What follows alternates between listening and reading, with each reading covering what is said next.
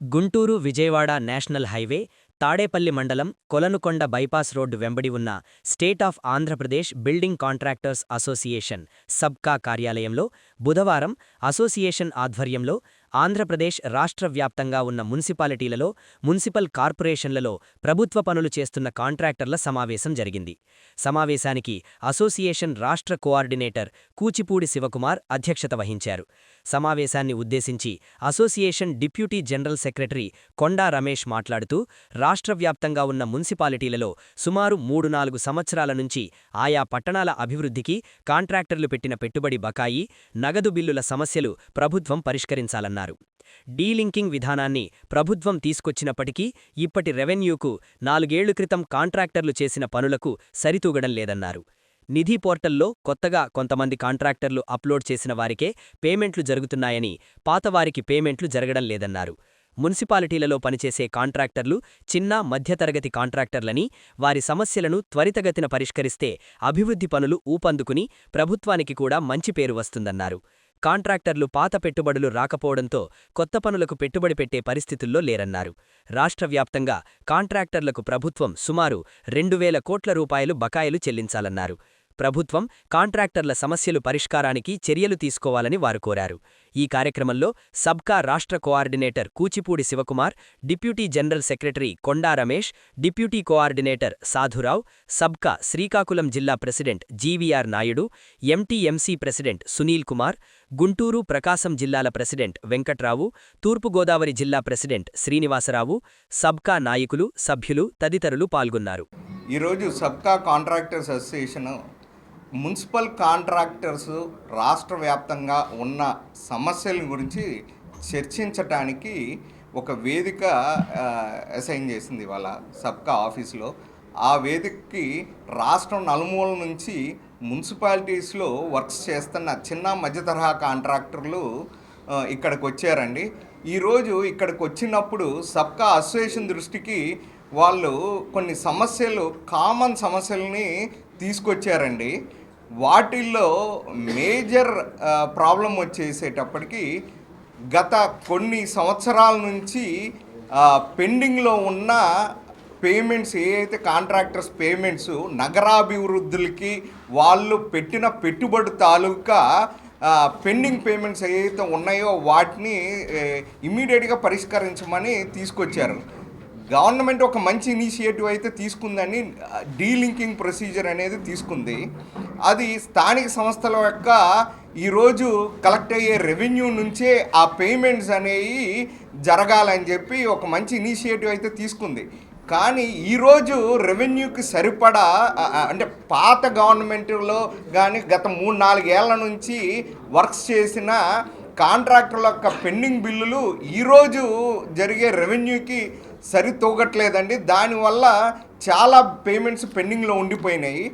కొన్ని ఈ డీలింకింగ్కి ముందు, ఇది సుమారు ఆగస్టులో ఈ డీలింకింగ్ ప్రొసీజర్ అనేది అమల్లోకి వచ్చిందండి. దీనికి ముందు గత మార్చి, ఏప్రిల్లో వచ్చిన గైడ్లైన్స్ ప్రకారం నిధి పోర్టల్ అయితే వర్కింగ్లోకి వచ్చేసింది. అప్పటికే కొన్ని నిధి పోర్టల్లో అప్లోడ్ చేసి ఉన్నాయి పేమెంట్స్. అవి అంతే ఫైనాన్స్ కంట్రోల్లో అట్లా ఆగిపోయి ఉన్నాయి.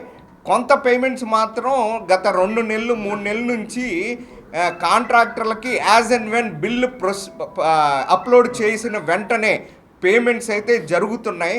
కానీ ఏదైతే పెండింగ్ ఉండిపోయినాయో వాటికి మాత్రం సొల్యూషన్ దొరకట్లేదు. ఇక్కడ మున్సిపాలిటీస్లో వర్క్స్ చేసే వాళ్ళందరూ చాలా చిన్న కాంట్రాక్టర్లు అండి.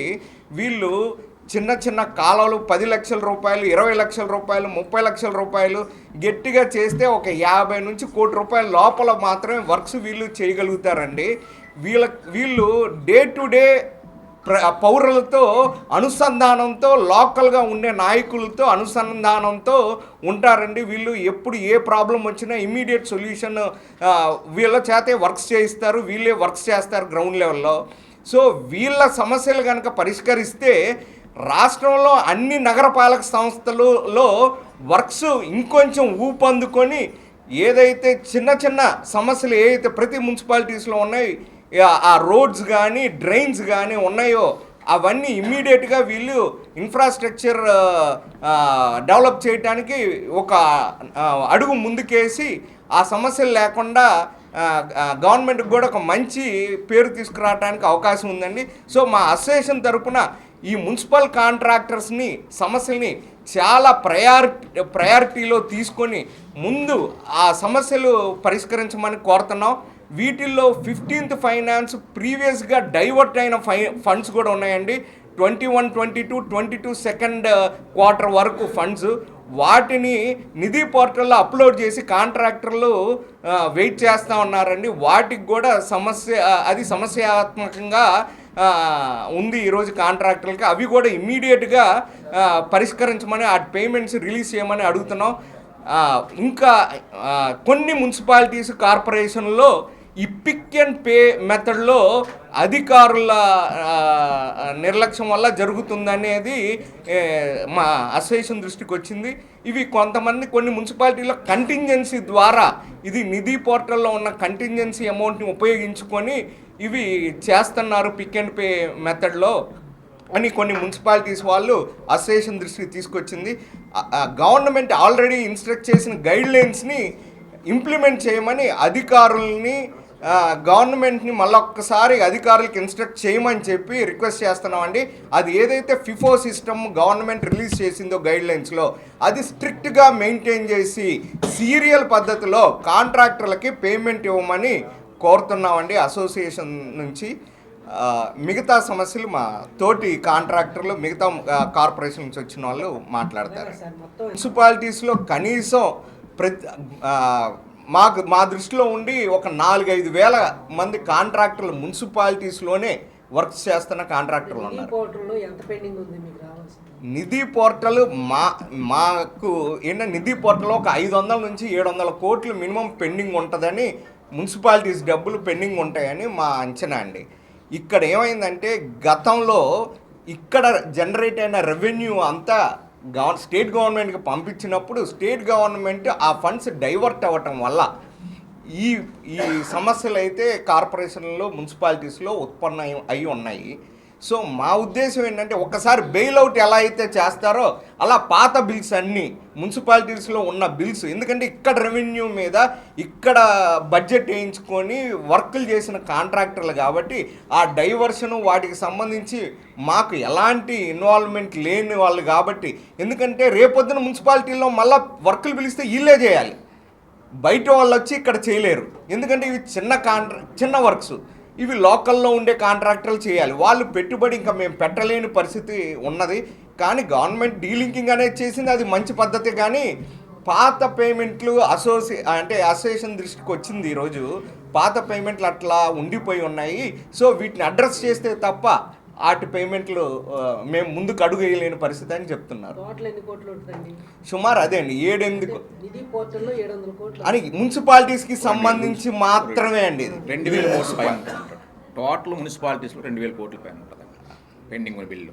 నిధిలోనే పంచాయతీకి సంబంధం లేదండి, only municipalities and municipal corporations మాత్రమే. అవునండి, గవర్నమెంట్కి రిప్రజెంట్ చేసిన తర్వాతే ఇవన్నీ అమల్లోకి వచ్చినాయండి. ఏదైతే నిధి పోర్టల్ అనేది తీసుకొచ్చారో, డీలింకింగ్ అనేది తీసుకొచ్చింది గవర్నమెంటు. లాస్ట్ టైం ఒకసారి 10 లక్షల లోపల పేమెంట్ అయితే చేసింది. సో ఇవన్నీ గవర్నమెంట్ చేస్తూ ఉంది. అసోసియేషన్ ఎప్పటికప్పుడు సమస్యలను ఎస్కలేట్ చేస్తుంది. అలానే ఈరోజు మున్సిపాలిటీస్లో ఇంకా పెండింగ్ సమస్యలు ఏమున్నాయి అనే చర్చ వేదిక చేసినప్పుడు ఈ సమస్యలు మళ్ళీ అసోసియేషన్ దృష్టికి వచ్చింది. ఇప్పుడు వీటికి సంబంధించి కూడా గవర్నమెంట్కి మళ్ళీ దృష్టికి తీసుకెళ్తాం. ఫస్ట్ ఆఫ్ ఆల్ నిధి పోర్టల్లో అప్లోడ్ చేయడం కోసమని చాలామంది వెయిట్ చేస్తున్నారు. అప్లోడ్ చేస్తే వస్తాయో రావని కొంతమంది వెయిట్ చేస్తున్నారు. అలాగని అప్లోడ్ చేసినా కూడా సీరియల్లో రావట్లేదని కొంతమంది వెయిట్ చేస్తున్నారు. అదేవిధంగా ఉన్న డబ్బులు ఎక్కడ ఏమీ పడకుండా స్టేట్ గవర్నమెంట్ చాలా వెళ్ళిపోతున్నాయి. కానీ ఆ డబ్బులు నిధి పోర్టల్లో ఉన్నా సరే క్లియర్గా రావట్లేదు. ఎందుకంటే ఇప్పుడున్న బిల్లులన్నీ పాత బిల్లులు కూడా ఉన్నాయి, లాస్ట్ ఇయర్ బిల్లు ఉన్నాయి. ఈ నిధి పోర్టల్లో ఈ సంవత్సరం డబ్బులు మాత్రమే ఇస్తామని చెప్తున్నారు, అవి కూడా పూర్తిగా ఇవ్వట్లేదు. 2 పాయింట్. బడ్జెట్ ఏ సంవత్సరంకి ఆ సంవత్సరం వేస్తున్నారు, ఆ సంవత్సరం డబ్బులన్నీ కూడా స్టేట్ గవర్నమెంట్కి వెళ్ళిపోతున్నాయి. ఆ డబ్బులు కూడా పూర్తిగా ఆ సంవత్సరం క్లియర్ చేయట్లేదు. ఇక్కడ టెండర్లు అయితే మటుకు ఏ సంవత్సరం ఆ సంవత్సరం పిలుస్తూ ఉంటారు. పిలిచిన డబ్బులకి ఈరోజు ఉన్న మున్సిపాలిటీలు చిన్న చిన్న మున్సిపాలిటీలు అన్నీ కూడా చాలా కూడా పే అండ్ అకౌంట్స్ ద్వారా పేమెంట్ ఇవ్వాలని గవర్నమెంట్ చెప్తుంది. పే అండ్ అకౌంట్స్ ద్వారా గవర్నమెంట్ పేమెంట్ తెచ్చుకోవాలని ప్రయత్నాలు చేస్తున్నారు. కానీ అక్కడ కూడా అప్లోడ్ అవ్వడానికి చాలా సమస్యలు వస్తున్నాయి. ఐదర్ గవర్నమెంట్ ఏంటంటే డీలింకింగ్ చేసామని చెప్పేస్తే సరిపోదు. డీలింకింగ్ చేసిన వ్యవస్థ అంతా కూడా వాళ్ళు అప్లోడ్ చేసిన పేమెంట్ ఫస్ట్ పీపీ ద్వారా వచ్చేటట్టు ఏర్పాటు చేయాలి. ఉన్న పాత బిల్స్ కూడా పాతగా వెళ్ళిపోయిన డబ్బులు కూడా మాకు ఇచ్చేటట్టు ఏర్పాటు చేయాలి. అదేవిధంగా పనిచేసిన ప్రతి ఒక్కరు కూడా ఇక్కడ పనిచేసే వ్యవస్థ వేరు, పే అండ్ అకౌంట్స్ వేరు. పే అండ్ అకౌంట్స్ కాకుండా డైరెక్ట్గా మా మున్సిపాలిటీస్కే అమౌంట్లు ఇచ్చేటట్టు అయితే ఆ పేమెంట్లు ఈజీగా అవుతాయని మున్సిపాలిటీస్ కాంట్రాక్ట్లు అందరూ కూడా డిమాండ్ చేస్తున్నాం.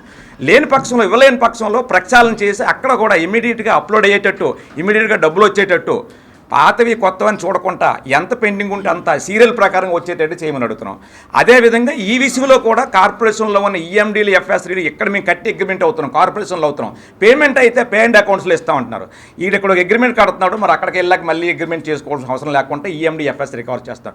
అలాంటి ఈఎండీ ఎఫ్ఎస్డీలు కార్పొరేషన్లో ఉన్న కానీ మున్సిపాలిటీలో ఉన్న కానీ కాంట్రాక్టులకి 10 ఏళ్ళ నుంచి 15 ఏళ్ళ నుంచి 5 ఏళ్ళ నుంచి రాని పరిస్థితులు ఉన్నాయి. ఎందుకంటే సేమ్ బిల్లు ఏ ప్రొసీజర్లో అయితే మనం ఇప్పుడు పంపిస్తున్నామో నిధిలో కానీ సిఎఫ్ఎంఎస్లో కానీ ఏదైతే కానీ రేపు ఈఎండీ కూడా అదే పొజిషన్లో మళ్ళీ అప్లోడ్ చేయాలి. ఫైలు ఎంబీ టోటల్ అంతా అప్లోడ్ చేసి మళ్ళీ పే అండ్ అకౌంట్స్కి వెళ్ళి రావాలంటే ఇది చాలా పెద్ద ప్రాసెస్ అవుతుంది. దీని నిమిత్తం మున్సిపల్ కార్పొరేషన్ కాంట్రాక్టులు అందరి నుంచి కూడా ఈరోజు మేము చర్చా వేదికలో బిలో 50 lakhs వర్క్సే ఎక్కువ మున్సిపాలిటీలో ఉంటాయి కాబట్టి ఆ వర్క్స్ మీద ఎలాగైతే పెద్ద వర్కులకి బీజీ కానీ ఎఫ్డీలు కానీ ఏవైతే ఇస్తున్నారో అదే విధంగా కూడా మున్సిపాలిటీస్లో ఉన్న కాంట్రాక్టులు అందరూ కూడా బిలో 50 lakhs వర్క్స్ 10-15 lakhs కూడా మాకు బీజీ సౌకర్యం కూడా కల్పించండి, ఈజీగా కూడా మీ ప్రాసెస్ తగ్గుతుందని కూడా మేము ఇవాళ తీర్మానం చేయడం జరిగింది. ఈ పాయింట్లన్నీ కూడా తీర్మానం చేస్తూ సబ్కా ద్వారా మాకు రావాల్సిన పేమెంట్లు ఏ విధంగా స్టేట్ గవర్నమెంట్కి వెళ్తుంది, ఏ విధంగా మాకు ఇస్తున్నారు, మేము అప్లోడ్ చేయడానికి ఎన్ని సమస్యలు వస్తున్నాయి నిధిలోంచి, ఈయన కట్టిన ఈఎండీ ఎఫ్ఎస్లు మాకు ఏ విధంగా రావట్లేదు, అన్ని సమస్యల మీద కూడా మేము ఒక లెటర్ తయారు చేసి గవర్నమెంట్కి ఇవ్వాలనే ఉద్దేశంతో మీ మీడియా మిత్రులను కూడా పిలిపించి మీ ఎలక్ట్రానిక్ మీడియా పత్రికలు మామూలు పత్రికల ద్వారా తెలియజేస్తూ మా సబ్కా కాంట్రాక్టుల తరఫు నుంచి ఒక లెటర్ అటాచ్ చేస్తూ గవర్నమెంట్ని ఉన్న మా మినిస్టర్ గారు నారాయణ గారిని కానీ సీఎండీ గారిని ఈవినింగ్ కలిసి మా సమస్యలన్నీ కూడా తెలియజేసి అదేవిధంగా ఈరోజు మాకు జీవీఎంసీలో వైజాగ్లో కానీ గుంటూరు ఆల్రెడీ మా ఉన్న విజయనగరంలో కూడా సమస్య స్ట్రైక్ జరిగింది, ఇవాళ వైజాగ్లో కూడా సమ్మె జరుగుతుంది. ఇదే ఇష్యూ మీద చేసుకోలేక నిధిని అప్లోడ్ చేసుకోలేక అక్కడి నుంచి డబ్బులు తెచ్చుకోలేక ఇవన్నింటిలో బ్రీఫ్గా చెప్పాలంటే గవర్నమెంట్ ఇవన్నింటిలో కూడా సరళీకృతం చేసి మున్సిపల్ కాంట్రాక్టులకి ఏ విధంగా అయితే డబ్బులు త్వరగా ఇవ్వగలరో ప్రయారిటీ ప్రకారంగా వెంటనే ముందు ఇవ్వగలరో అన్ని విధాల ప్రయత్నాలు చేసి మా మున్సిపల్ కాంట్రాక్టులందరినీ కూడా ఆదుకుంటారని మీ ద్వారా గవర్నమెంట్ని తెలియజేస్తాం. ఈరోజు రాష్ట్ర వ్యాప్తంగా ఉన్న మున్సిపాలిటీస్ మున్సిపల్ కార్పొరేషన్లో పనిచేస్తున్న కాంట్రాక్టర్లతో సమావేశం ఏర్పాటు చేయడం జరిగింది. మెయిన్ కీలకమైన అంశాలు 3-4 మీ ద్వారా గవర్నమెంట్ దృష్టికి తీసుకెళ్లాల్సిన అవసరం ఉంది. ఒకటి, మున్సిపాలిటీలో చేస్తున్న పనులే ప్రయారిటీతో చేసే పనులండి. దాంట్లో పార్టిసిపేట్ చేస్తున్న ప్రతి ఒక్కళ్ళు ప్రయారిటీతో ఉన్నవాళ్లే, మళ్ళీ వాళ్ళల్లో ప్రయారిటీ అవసరం లేదు. కాబట్టి అందరికీ ఒకే రకమైన బేసిస్లో పీపోలో పేమెంట్ చేయాల్సిన అవసరం ఉంది. ఎందుకంటే మా దృష్టికి వచ్చిన అంశం ఏంటంటే చాలా మున్సిపాలిటీస్లో సెలెక్టివ్గా అక్కడ ఉన్న ఎవరైతే అజమాయిషీలో ఉంటారో వాళ్ళు చెప్పిన వాళ్ళకి కానీ లేదా అధికారులకి కావాల్సిన వాళ్ళకి కానీ పేమెంట్లు ఇవ్వడం జరుగుతుంది. దాన్ని అయితే మేము తీవ్రంగా ఖండిస్తున్నాం. ఎందుకంటే మున్సిపాలిటీలో చేసేవాళ్ళే ప్రయారిటీతో కోసం చేస్తున్నాళ్ళు అక్కడ పనులు. సో అదొకటి అందరికీ పిపే పద్ధతిలో చేయాలి. పిక్ అండ్ పేని ఎట్టి పరిస్థితుల్లో ఇమీడియట్గా ఆపేసేయాలి. పిక్ అండ్ పే అంటే సెలెక్టివ్గా వాళ్ళు సెలెక్ట్ చేసుకుని చేస్తున్నారు. అలా కాకుండా ప్రతి వాళ్ళకి ఫస్ట్ ఇన్ ఫస్ట్ అవుట్ లాగా చేయాలి. రెండోదండి, అతి ముఖ్యమైనది, 5-10 ఏళ్ళుగా డిపాజిట్లు అండి, ఈఎండీలు మెయిన్ డబ్బులు కట్టేయండి, టెండర్ కోసం మెయిన్ డబ్బులు కట్టేయి. ఆ డబ్బులు కూడా ఎంబుక్స్ కనపడట్లేదు అనే సిల్లీ రీజన్తో ఎంబుక్స్ కనపడకపోవడం ఏంటండి గవర్నమెంట్లో అధికారుల దగ్గర? ఎంబుక్స్ కనపడడం ఏమైనా అర్థం ఉందా? అది అధికారి ఎంబుక్స్ కనపడిన అధికారిని సస్పెండ్ చేయాలి ఇమీడియట్గా, ఎంబుక్ కనపడలేదని చెప్పిన అధికారిని. సో అది వదిలిపెట్టేసండి. క్యాష్ బుక్ ఉంటుంది, ఓచర్స్ ఉంటాయి, వాటిని బేస్ చేసుకుని ఇమీడియట్గా వాళ్ళ ఈఎండీలు ఎఫ్ఎస్డీలు రిలీజ్ చేయాలి. ఎందుకంటే మా డబ్బులు అండి, మేము టెండర్ కోసం పెట్టిన పెట్టుబడి, అది ఇనీషియల్ పెట్టుబడి. బిల్స్ ఎట్లాగో లేట్ చేస్తున్నారు. ముందు ఈఎండీ ఎఫ్ఎస్డీలు ఇస్తే తిరిగి మేము మళ్ళీ వర్క్ల మీద పెడతాం. అవి ఒకటి ఇమీడియట్గా అడ్రస్ చేయాలండి. అట్లాగే నిధి పోర్టల్లో ఉన్న టెక్నికల్ సమస్యలు అవి కూడా ఇమీడియట్గా రిజాల్వ్ చేయాలి. ఈరోజు మేము ఈ తీర్మానించినవన్నీ కూడా జత చేస్తూ ఆ సబ్కా ద్వారా గవర్నమెంట్ దృష్టికి తీసుకెళ్తామండి. మీ ద్వారా కూడా ప్రభుత్వాన్ని తక్షణమే ఈ సమస్యల్ని సాల్వ్ చేయమని కోరుతున్నామండి. ఈఎండి రెంటనే ఎఫ్ఎస్డి రెంటనే కాంట్రాక్టుల ఐక్యత సబ్కా ఐక్యత సబ్కా ఐక్యత కాంట్రాక్టుల బిల్లులు వెంటనే